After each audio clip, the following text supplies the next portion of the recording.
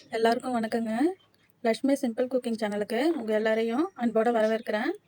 இன்றைக்கி நம்ம வீட்டு சமையலில் என்ன பார்க்க போகிறோன்னா போட்டி குழம்பு தாங்க.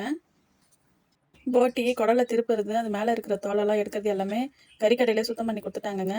நம்ம வீட்டுக்கு வாங்கிட்டு வந்ததுக்கப்புறம் பொடி பொடியாக நறுக்கி உப்பு மஞ்சத்தூள் போட்டு நல்லா கழுவி எடுத்துக்கலாம். போட்டி செய்ய 4 வெங்காயம் திட்டமான சைஸில் பொடியாக அரிஞ்சு எடுத்துக்கிட்டேன். தக்காளி பழமும் அப்படி தான் 2 தக்காளி பழம் பொடியாக அரிஞ்சு எடுத்துக்கலாம்.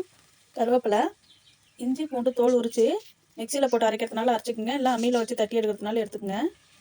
போட்டி குழம்பு தாளிச்சிடலாங்க. அடுப்பில் குக்கர் வச்சு குக்கர் காஞ்ச உடனே எண்ணெய் ஊற்றிக்கலாம்.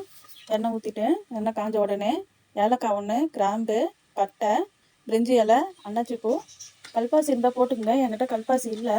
இதெல்லாம் போட்டு நல்லா பொரிஞ்ச உடனே இஞ்சி பூண்டு தட்டி வச்சுக்கிறது அதில் போட்டு நல்லா வதக்கி விட்டுக்கலாம். நம்ம போட்ட கறி மசாலா, இஞ்சி பூண்டு எல்லாம் எண்ணெயில் பொரிஞ்சு வந்ததும் கருவேப்பிலை போட்டுக்கலாம். கருவேப்பிலை போட்டு நம்ம பொடியாக அரிஞ்சு வச்சு இந்த வெங்காயத்தையும் போட்டு வெங்காயம் சீக்கிரமாக வதங்கி வர்றதுக்காக திட்டமாக உப்பு போட்டுக்கலாம். போட்டுக்கு சேர்த்து இதில் போட்டுடலாம். போட்டு நல்லா வதக்கலாம். சோம்பு நான் எண்ணெயில் போட்டு பொரிக்கல, கடைசியாக தேங்காய் அரைச்சி ஊற்றும்போது அரைச்சி ஊற்றினா வாசனையாக இருக்கும். அதனால தான் நான் தாளிக்கல சோம்பு போட்டு. உங்களுக்கு சோம்பு போட்டு தாளிக்க பிடிக்குன்னா நீங்கள் கொஞ்சம் சோம்பு போட்டுக்குங்க. வெங்காயம் நல்லா வதங்கி வந்ததும் நம்ம அரிஞ்சு வச்சிருந்த தக்காளி பழத்தையும் போட்டு வதக்கலாம். ரெண்டும் நல்லா வதங்கி வந்த உடனே நம்ம கழுவி வச்சுக்கிற போட்டியை போட்டு அது கூடயே கொஞ்சமாக மஞ்சத்தூள் போட்டுக்கலாம். போட்டு நல்லா கலந்து விட்டுட்டு கரம் மசாலா கொஞ்சம், மட்டன் மசாலா ரெண்டும் ஒரு ஸ்பூன் போட்டு மசாலாவும் போட்டு நல்லா கலந்து வர மாதிரி கிளறி விட்டுக்கலாம்.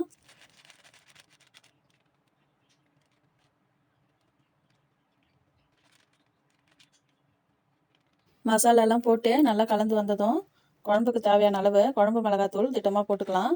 குழம்பு மிளகாத்தூள் காரமாக இருக்கிற மாதிரி இருந்துச்சுன்னா கொஞ்சம் மல்லித்தூள் கூட போட்டுக்கோங்க. நான் வெறும் மிளகாத்தூள் தான் போடுறேன். போட்டு நல்லா கலந்து விட்டு தண்ணி கொஞ்சமாக ஊற்றிக்குங்க. நம்ம எப்போ குக்கரில் சிக்கன் குழம்பு, மட்டன் குழம்பு எது செஞ்சாலும் தண்ணி கம்மியாகவே ஊற்றிக்கலாம். ஏன்னா குக்கரில் தண்ணி இழுக்காது. அதனால் திட்டமாக தண்ணி ஊற்றிக்கோங்க. ஊற்றி நம்ம விசில் போட்டுடலாம். 7லேருந்து 8 விசில் வச்சாலே போட்டி நல்லா வெந்து வந்துடும். போட்டி குழம்புக்கு லாஸ்ட்டாக இறக்கும்போது தேங்காய் அரைச்சி ஊற்றிக்கலாம். சோம்பு சேர்த்து அரைச்சி ஊற்றிக்கலாம். போட்டி குழம்பு ரெடி ஆகிடுச்சுங்க. நம்ம அரைச்சின்னு வந்த தேங்காவை போட்டி குழம்புல ஊற்றி நல்லா கலந்து விட்டுடலாம். போட்டி குழம்புக்கு இட்லி, தோசை, சப்பாத்தி, சாதம் எது சாப்பிட்டாலும் நல்லாயிருக்கும்.